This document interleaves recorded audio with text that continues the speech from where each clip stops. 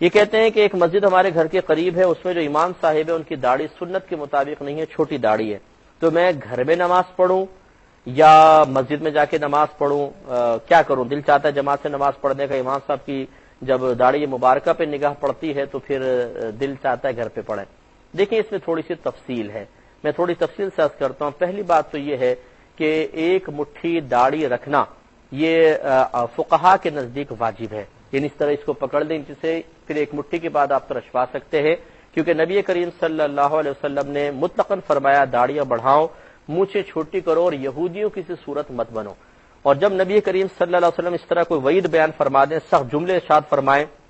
تو یہ کسی چیز کے وجوب کی طرف اشارہ ہوتا ہے، کم از کم سنت مؤکدہ تو وہ چیز ضرور ہوتی ہے۔ بہرحال فقہا نے وجوب کا قول اس میں لکھا ہے کہ ایک مٹھی داڑھی رکھنا واجب ہے۔ اب اس کی مقدار سرکار نے بیان نہیں فرمائی، تو اب مقدار کی تلاش شروع ہوئی، تو عبداللہ ابن عمر رضی اللہ تعالی عنہما اور حضرت ابو ہریرہ رضی اللہ تعالی عنہ، ان دونوں کا عمل یہ ثابت ہے کہ آپ ایک مٹھی کے بعد داڑھی کٹوا دیا کرتے تھے۔ اس سے کم مقدار کی داڑھی کا جو ہے وہ قول موجود نہیں ہے، تو اس لیے ان دونوں حدیثوں کو ملا لیا گیا کہ داڑیاں بڑھانا واجب اور کم از کم ایک مٹھی ہونی چاہیے۔ اب جب ایک امام ایک مصلی پہ کھڑا ہو رہا ہے، یہ مقام تعظیم ہے، تو اس لیے فقہا نے فرمایا کہ اگر کسی کی داڑھی سنت کے مطابق نہیں ہے تو گویا کہ وہ گنہگار ہے، کیونکہ واجب ترک کر رہا ہے، اور ترک واجب اعلانیہ طور پہ کرنے والے کو عزت کے مقام پہ کھڑا کرنا یہ اصل میں اس کو گناہوں پر دلیر کرنا ہے، اس لیے بہتر نہیں ہے کہ اس کو امامت کے مقام پہ کھڑا کیا جائے۔ اس لیے فقہا نے پھر نتیجہ نکالا کہ جو خشخشی داڑھی رکھنے والا ہے، یہ بالکل داڑھی صاف ہے، اس کی امامت ناجائز ہے اور اس کے پیچھے نماز پڑھے تو گناہ اور لوٹانا واجب ہے۔ یہ ایک تفصیل ہے عام مطلقاً۔ اب ہم تھوڑی کنڈیشنل چیزیں لیتے ہیں، مثال کے طور پہ آپ ایک آفس میں ہیں اور وہاں یہ مسجد کا مسئلہ ہے، مسجد کا یہ مسئلہ ہے کہ بہرحال جمعہ تو آپ ان کے پیچھے پڑھیں، لیکن جو عام 5 نمازیں اس میں کمیٹی کے ذریعے آپ درخواست کریں امام صاحب سے، میں نہیں کہتا ہوں کہ آپ ہاتھ پکڑ کے باہر نکال دیں، ان سے گزارش کریں کہ آپ اپنی داڑھی بادشاہ پوری کر لیجئے تاکہ لوگ بدگمانی کا شکار نہ ہو اور آپ کی غیبت نہ کریں، لیکن پھر بھی اگر امام صاحب مصر رہیں تو جمعہ تو آپ نے پڑھنا ہے ان کے پیچھے، باقی نمازوں کے اندر آپ فقہا کے قول کے مطابق جماعت ترک کر سکتے ہیں، قریبی دوسری مسجد میں جماعت مل جائے وہاں چلے جائیں، ورنہ آپ گھر پہ ہی پڑھ سکتے ہیں کہ یہ ترک جماعت کے لیے عذر بن سکتا ہے۔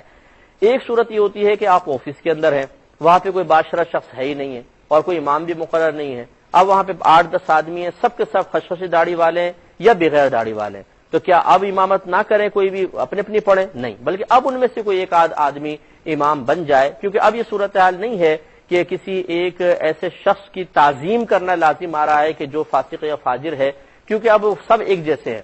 وہاں تو یہ امکان ہے مسجد کے اندر کے پیچھے بہت سے داڑھی والے ہوتے ہیں، امام خصوصی داڑھی والا ہو تو یہ مناسب نہیں لگتا ہے، اس وجہ سے وہاں منع کیا، لیکن ہم آفس وغیرہ میں یہ ضرور عرض کریں گے کہ وہاں پر جو آدمی امام بن جائے اس کو بننے کا موقع دے، بشرطے کہ وہ مسائل جانتا ہو، یہ ضروری ہے، یہ نہیں کہ مسائل ہی نہ آتے ہوں۔ ایک مختصر سا بریک لیں گے انشاءاللہ، پھر اس مسئلے کی تفصیل بریک کے بعد۔ میرے ورد لب ہے نبی نبی، میرا دل مقام رسول ہوں۔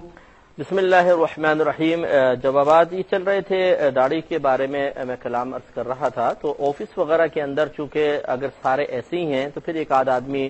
امام بن جائے، اس میں کوئی حرج نہیں ہے، کیونکہ اس میں خرابی یہ ہے کہ اگر ہم یہ حکم دیں، مثلا ایک آفس ہے اس میں ظہر عصر مغرب 3 نمازیں ہوتی ہیں اور ہم کہیں کہ سب کے سب بغیر جماعت کے ساتھ پڑھیں، تو ترک جماعت کی عادت پڑ جائے گی، اور وہاں پہ چونکہ کوئی باشرہ پیچھے ہے ہی نہیں، سب ایک جیسے ہیں تو وہ امامت کر سکتے ہیں۔ ایک اور صورتحال ہے یورپ کنٹریز میں، اور اس کے علاوہ جو عربک کنٹریز ہیں، آج کل وہاں پہ آپ دیکھیں کہ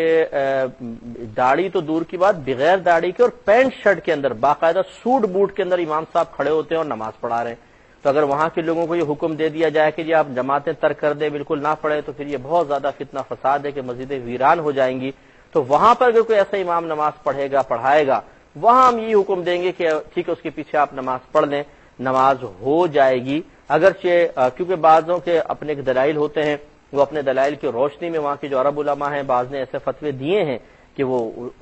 ان کی روشنی میں اس امام کا امامت کرنا جائز ہے، تو پھر یہ بہت سوچ سمجھ کے فیصلہ کرنا ہوتا ہے۔ بہرحال آپ نے جہاں سے کال کی ہے وہاں کے ماحول کے اعتبار سے یہی ہے کہ جو ہم نے شروع میں آپ کو تفصیل عرض کی ہے۔